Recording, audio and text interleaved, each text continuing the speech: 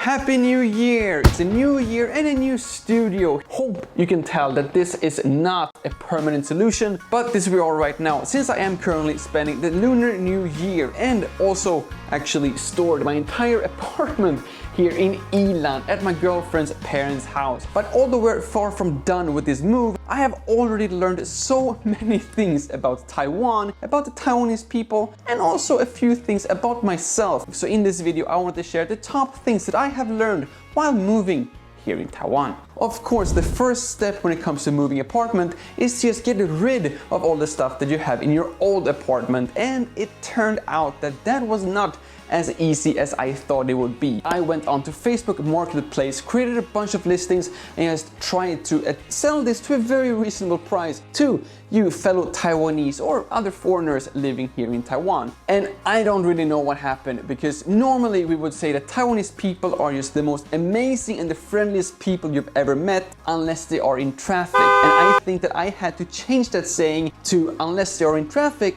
or if they are on Facebook Marketplace trying to buy second-hand items, because I have seen one side of Taiwanese people that I have never seen during the 11 years here in Taiwan. Of course, there were mostly positive things, but with that said, there were so many people who, first of all, said that they were interested, and then I say, great, when can you come and pick it up? And then just like no reply. Even more frustrating was that they would say they will be interested and they will arrange a time for me, and then they will just keep postponing the time, and then in the end they decided not to come and pick it up. Like, I know that Taiwanese people don't really care about being like on the exact time, which of course is fine, but just the fact that you agree on something and then they don't come and buy it as you have agreed upon, and then you cannot sell it to anyone else because you reserved it for those people. Super annoying.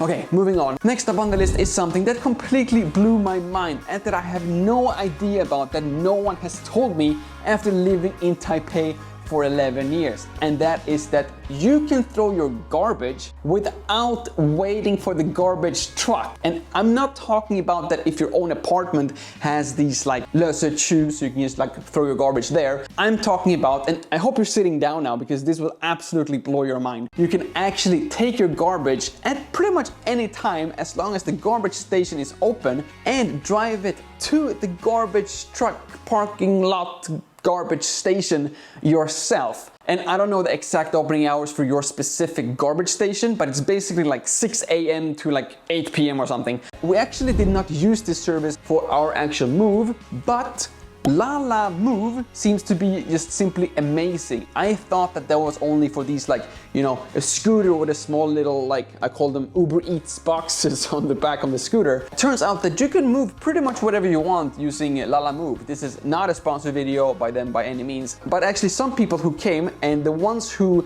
got our huge editing table, which like weighs like a ton, they came to our place on a scooter, and as soon as he said that, he was like, yeah, I drove a scooter here. I'm like, you are aware of that you're gonna bring this huge table with you back home, right? And he literally just went up on his phone and went into like Lala Move, and then you can actually choose the size of the truck that you want, schedule a pickup, and then like 15 minutes later, there was a huge van coming, and they just like put the whole table onto the van. He just like drove off, and then he drove on his scooter afterwards.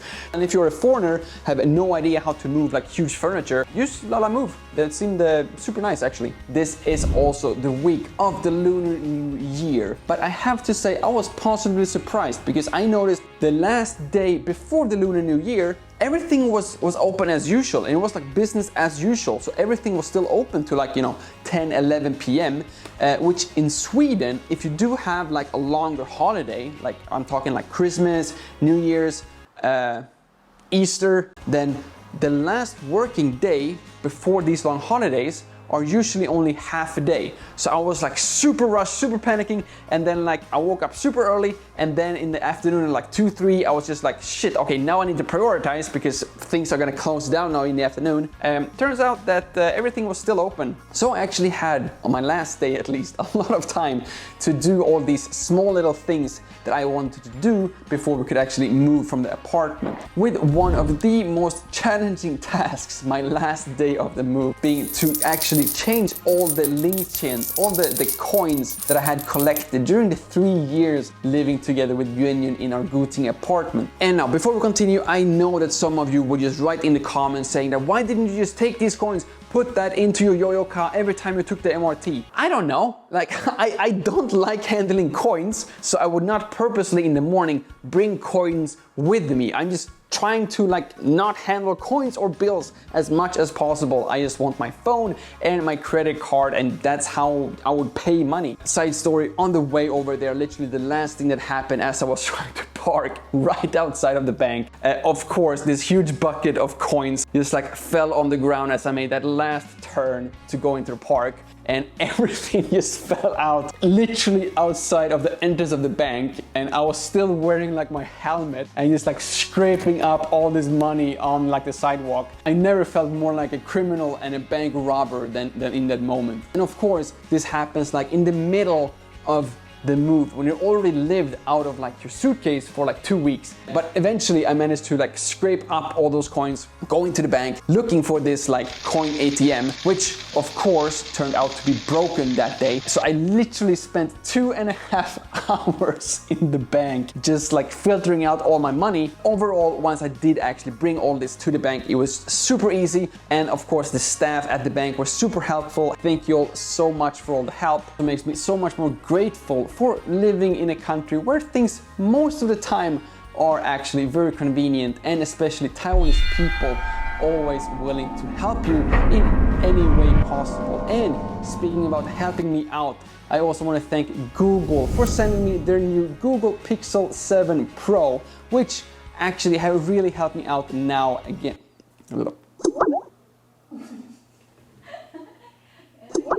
Yes?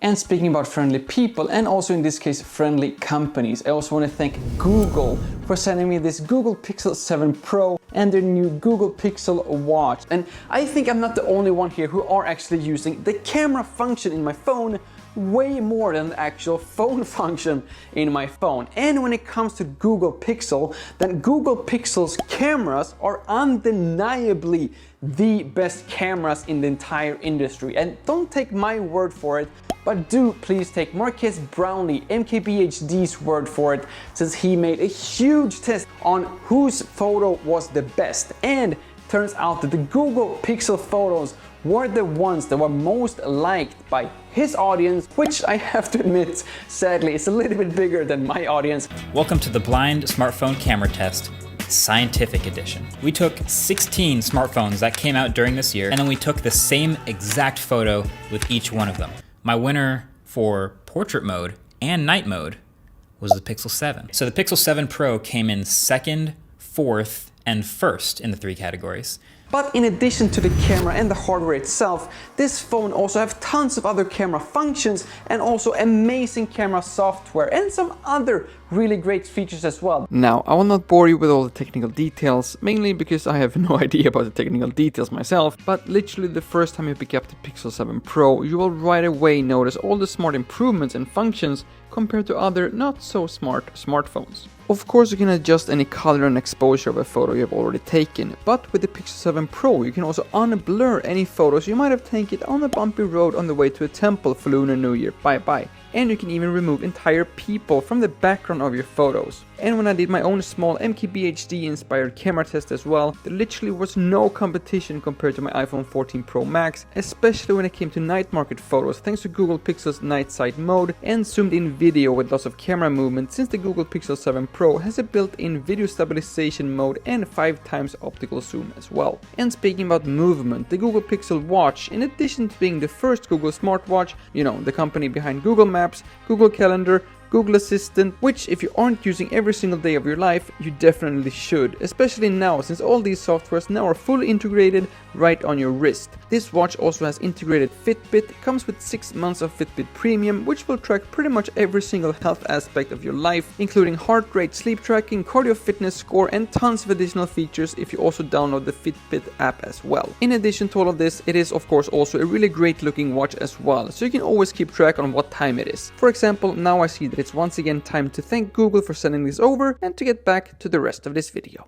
But now it's time to complain a little bit again, because the last thing we had to do was, of course, to actually stop our internet subscription. And I don't mean this to be a complaint towards my internet provider, 中华电信. I just wanted to know if this is the actual process of stopping an internet providing service in Taiwan, or if it's just because I'm a foreigner and things just automatically get more complicated if you're a foreigner in Taiwan. In Sweden, and I would argue in like most countries, you would actually have like somewhat of a cancellation period. So you would have to like stop it like 1 month or like 2 months, or sometimes even like 3 months in advance. So 1 month before we were gonna move, I went back to the exact place where we were signing up for the internet in the first place, which is like the local branch office in Shida, which, you know, seems to be like the most natural place to go, right?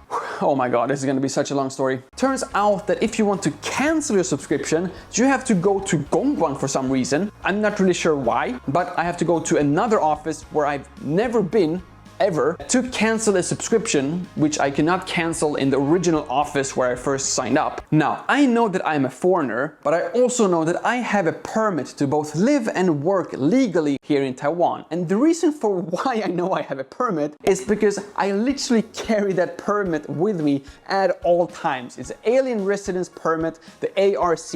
Although this card is the only thing I need to show that I live legally and I work legally here in Taiwan, it is not enough for me to cancel an internet subscription. Although I did have my Jianbao card, which usually also works as a second type of ID and confirmation on that I am who I am. And I mean, it's not that many people that look like me in Taiwan, so I figured that that should be enough, you know. But no, turns out that I needed my passport and my ARC for them to even like look at my subscription and look at my contract I had with them. So then I had to go back to Guting, find my passport, and then go back to Gongguan again. And of course, every single time I go there, I had to wait like 30 minutes for like my number to be picked as well. And then my number finally comes up and I say, hey, I want to give you 1 month notice. 1 month from now, I want to cancel my contract, okay? And then they're like, no, not okay. That's not how it works. If you're telling me today, then today is your last day. I give up, I surrender, and then I go back on the last day, now 1 month later, the 19th of January. I go back to the same office, I wait my 30 minutes for the third time. I don't really know exactly how much they actually need to check, because for me, it should just be like one press of a button, like cancel, you know. But I sit there waiting for like 15 minutes, and then eventually they're done saying, okay, done, all good. Now you just need to pay for the last month of December and the first 19 days of January. And like, of course, yeah, no problem. Like bringing up my credit card. And then she's like, no, the invoice has not been made yet, and it will be sent to your apartment for you to pay. And I'm like, well, I mean, the reason for why I'm not gonna need the internet anymore is because I'm gonna be moving. And then she's like, oh, where will you be moving then? We will send you the invoice there instead. And I'm like, I don't know. Sweden, probably, you know, by the time that the invoice comes. And boy, that caused like so many issues. And it feels like every single time a foreigner does anything in Taiwan, it always feels like not only are you the first foreigner who has ever had this problem, it feels like you're always the first person in the world who've had these problems, and like no one knows how to deal with this. And it's just like such an easy thing, you know, just like you must have it in your system. How much money should I pay? Just like open up the credit card thing and I'll pay, you know. And of course that is what happened, but it still took like another 10 minutes. And before I end this, I just wanted to say that I don't really know if I will make any more videos from this studio again. And you might see me traveling around all over Taiwan actually, but also finding some other temporary studios here and there.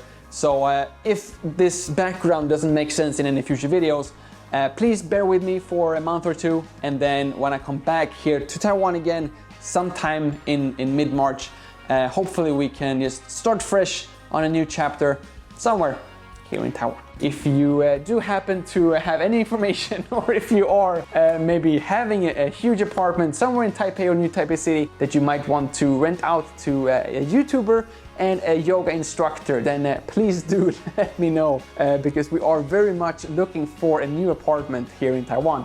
Thank you all so much for watching. My name is Lukas. It starts with L as in like, ends with S as in subscribe. Please do both, and see you all in the next one.